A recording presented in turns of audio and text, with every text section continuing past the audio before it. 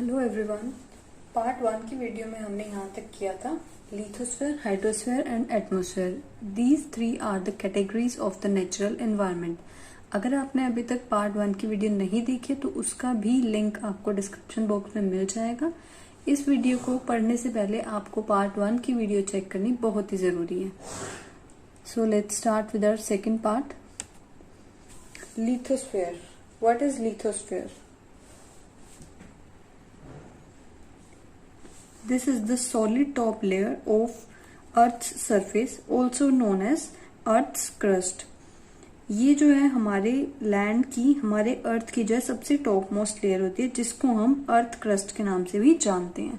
Lithosphere is also known as earth crust. It is made up of rocks and minerals with a thin covering of soil. ये किससे बनी होती है? Rocks और mineral से, और इसके ऊपर बहुत ही पतली सी लेयर किसकी होती है? सॉइल की होती है। The lithosphere is irregular in shape and has different landforms like mountains, plains, valley, plateaus etcetera. Lithosphere जो है इरेगुलर इन शेप है, मतलब कि इसकी कोई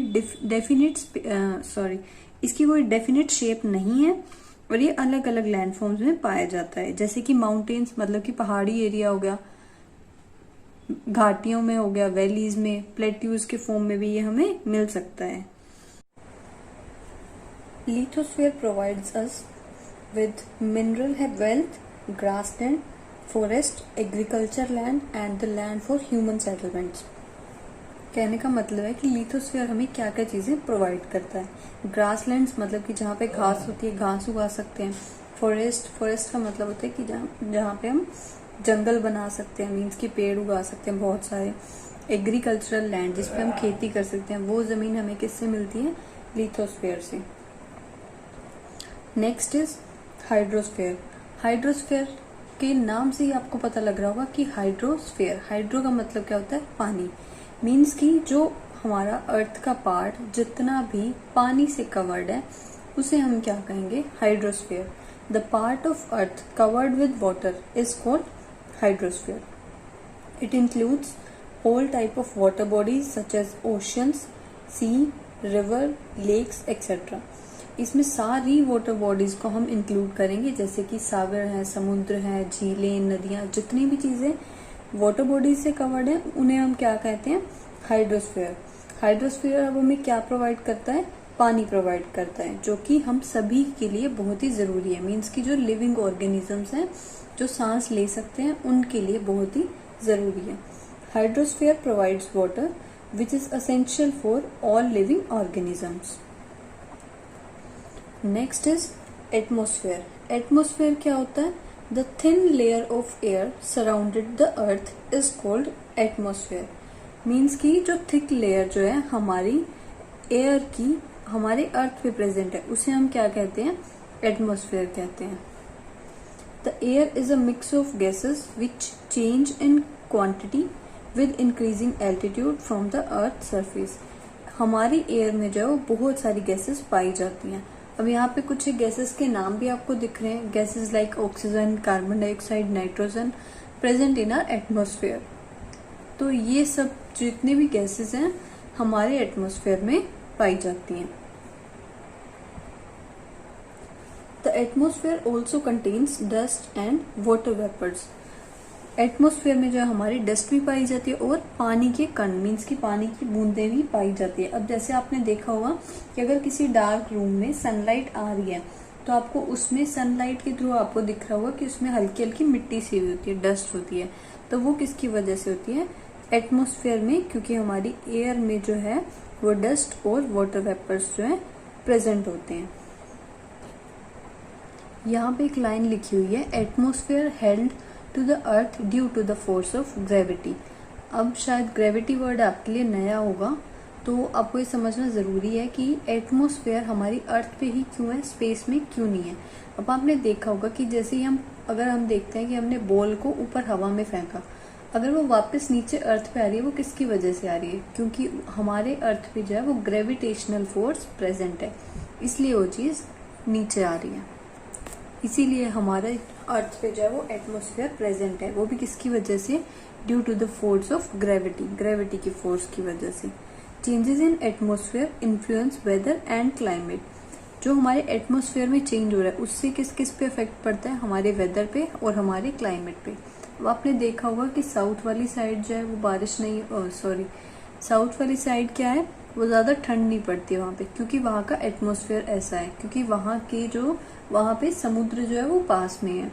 अब हम देखते हैं नॉर्थ की साइड, अगर हम देखते हैं नॉर्थ की साइड मीन्स की जम्मू कश्मीर वाली साइड लगा लो, तो उसमें क्या होता है कि वहां पे ठंड बहुत ज्यादा पड़ती है, क्योंकि वो एरिया ठंडा है, वहां पे पहाड़ है, जहां पे भी पहाड़ होंगे वहां पे एटमॉस्फेयर हमेशा ठंडा रहेगा। तो इसलिए एटमॉस्फेयर की वजह से हमारे वेदर और क्लाइमेट पे भी चेंजेस आते हैं। अब आपको ये पिक्चर दिख रही है, आई होप इस पिक्चर से भी आपको काफी हद तक क्लियर हो गया होगा कि लिथोस्फेयर का पार्ट कौन सा है, हाइड्रोस्फेयर का कौन सा है और एटमॉस्फेयर का कौन सा है। अब ये तीनों का कॉम्बिनेशन जहां मिल रहा है उसके सर्कल के बिल्कुल सेंटर में लिखा हुआ है बायोस्फेयर। तो अब हमें ये देखना है कि बायोस्फेयर क्या होता है।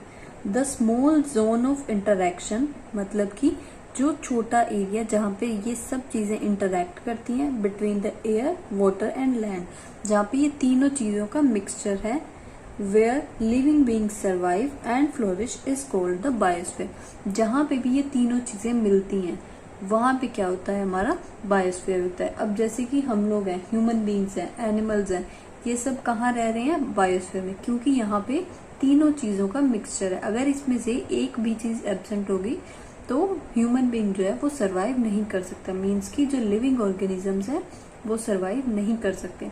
अगर आप लोगों को हवा नहीं मिलेगी तो क्या आप सरवाइव कर सकते हैं, नो। अगर आपको पानी नहीं मिलेगा तो क्या आप सरवाइव कर सकते हैं, नहीं। तो इसीलिए लिविंग ऑर्गेनिजम्स के लिए बायोस्फीयर होना बहुत ही जरूरी है, वो सिर्फ वहीं पे सरवाइव कर सकते हैं। Next is are biotic and abiotic interaction. The biotic and abiotic elements of the environment interact with each other and change with the time. Biotic और अबायोटिक एलिमेंट्स जो हैं वो हमारे एनवायरमेंट में इंटरैक्ट करते हैं एक दूसरे के साथ, और टाइम के साथ वो चेंज भी होते हैं। Both these elements are dynamic in nature. इसका मतलब है कि दोनों ही एलिमेंट्स जो है वो गतिशील है, मतलब कि चेंज होते रहते हैं, they are not still. Changes in the abiotic environment are caused by the energy of sun. Abiotic environment में चेंजेस किसकी वजह से होते हैं, सन की एनर्जी की वजह से। Abiotic elements also cause new species of plants and animals to evolve, while old species become extinct when they fail to adapt to the changing environmental factors. It means कि जब हमारी ओल्ड स्पीसीज जो है वो नए environmental effect को, नए environmental factors को जो चेंज हो रहे हैं उनको अडेप्ट नहीं कर सकती, तो वो स्पीसीज क्या है, वो एक्सटिंक्ट हो जाती है, मतलब कि वो विलुप्त हो जाती है। In the same way, human activities such as mining, building and the construction, agriculture also influence change in the abiotic environment. इसी तरह ह्यूमन की एक्टिविटीज की वजह से, जैसे कि माइनिंग है, मीन्स की खुदाई करना, बिल्डिंग बनाना, कंस्ट्रक्शन करना, तो इसकी वजह से जो क्या है वो हमारी एग्रीकल्चर भी अफेक्ट करती है। किसकी वजह से, अबायोटिक एनवायरनमेंट की वजह से। These interactions between the biotic and the abiotic environments result in the variation of soil, vegetation and the distribution of plants and animals. तो ये इंटरेक्शन होने की वजह से जो है वो चेंजेस आते हैं, किसमें, हमारी सॉइल में, वेजिटेशन में, मीन्स कि हमारी वनस्पतियों में बहुत सारे चेंजेस आते हैं। Next is biosphere. बायोस्फीयर के लिए मैंने आपको पहले भी इंट्रोडक्शन में बताया था कि जहाँ पे एयर, वाटर और लैंड, मीन्स की लिथोस्फीयर, हाइड्रोस्फीयर एंड एटमॉस्फेयर, जहाँ पे भी इनका कॉम्बिनेशन होता है, ये तीनों चीजें इंटरैक्ट करती हैं, उसको क्या कहते हैं, हम बायोस्फीयर कहते हैं। The small zone of interaction between the air, water and land where living beings survive and flourish is called the biosphere. I hope आपको इसका मीनिंग बहुत ही अच्छे से समझ में आया होगा। आगे हमने क्या पढ़ना है कि हार्बिवोरस, कार्निवोरस एंड ओमनिवोरस।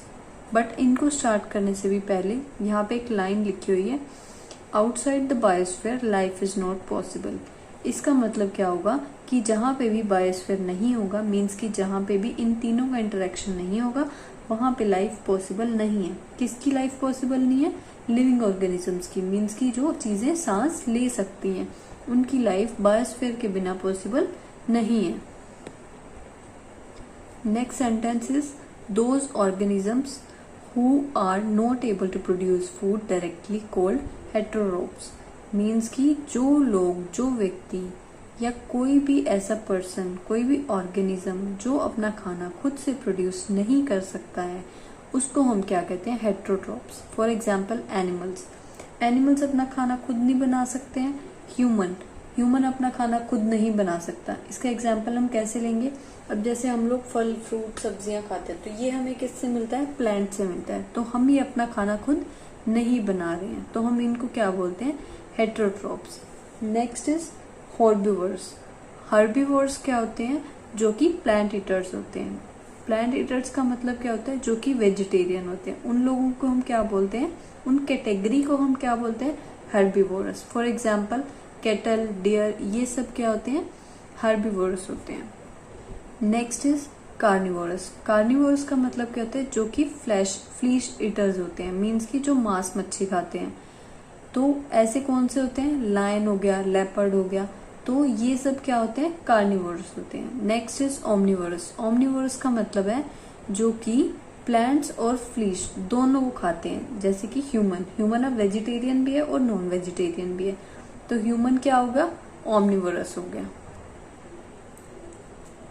अब आपको स्क्रीन पे कुछ एक क्वेश्चंस दिख रहे हैं। Write any 3 examples of herbivorous, omnivorous and carnivorous. जैसे कि पिछली स्लाइड में हमने देखा था कि यहाँ पे 2-2 एग्जांपल्स लिखे हुए हैं, तो आपको यहाँ पे क्या करना है? इस क्वेश्चन का आंसर देना है कमेंट बॉक्स में। आपको वहां पे 3-3 एग्जांपल्स लिखने हैं, हर्बीवोरस के, ओमनिवोरस के एंड कार्निवोरस के। Next is right any 4 things which you have learned from this video. आपको ऐसी 4 चीजें लिखनी है जो आपने इस वीडियो से सीखी हैं और जो आपको याद हो चुकी हैं। आपको वो चारों चीजें कमेंट बॉक्स में लिखनी है। तो आपको इन दोनों का आंसर कमेंट बॉक्स में लिखना है। That's all in this video and in your chapter. I hope आपको ये अच्छे से समझ में आया होगा। अगर आपने, ये आपके चैप्टर का पार्ट 2 है। अगर आपको पार्ट 1 आपने अभी तक नहीं देखा है तो उसका लिंक आपको डिस्क्रिप्शन बॉक्स में मिलेगा। आप पहले पार्ट 1 को चेक करेंगे, फिर आप पार्ट 2 को करेंगे और फिर आपको आपके क्वेश्चन के आंसर्स देने हैं। Thank you students.